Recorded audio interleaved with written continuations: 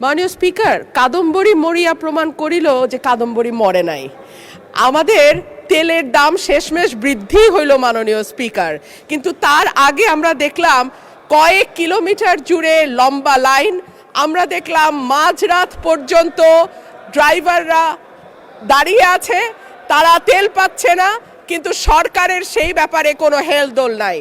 আশ্চর্য হয়ে লক্ষ্য করলাম মাননীয় স্পিকার, মন্ত্রীরা যখন সংসদে বক্তব্য দেন তখন তারা অবলীলায় বলেন বাংলাদেশে জ্বালানির কোনো ঘাটতি নাই।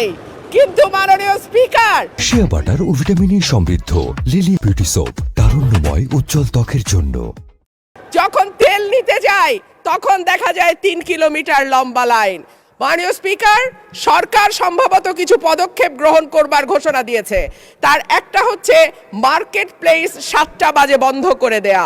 চমৎকার সিদ্ধান্ত মাননীয় স্পিকার, তবে মনে রাখতে হবে কেনা কাটা বা শপিং যেটুকু হয় সেটুকু সন্ধ্যার পরেই হয়, তার আগে হয় না।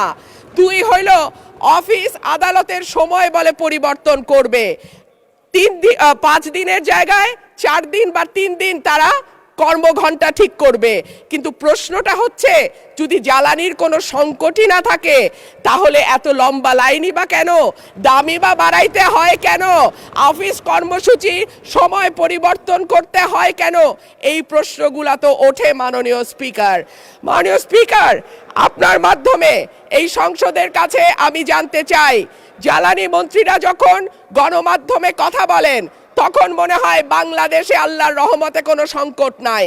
ওনারা যদি পরিষ্কার করে বলেন বাংলাদেশে বর্তমানে কত দিনের অকটেন ডিজেলের মজুদ আছে, কতদিন চলতে পারবে, পাম্পগুলো কেন পর্যাপ্ত পরিমাণ তেল পায় না।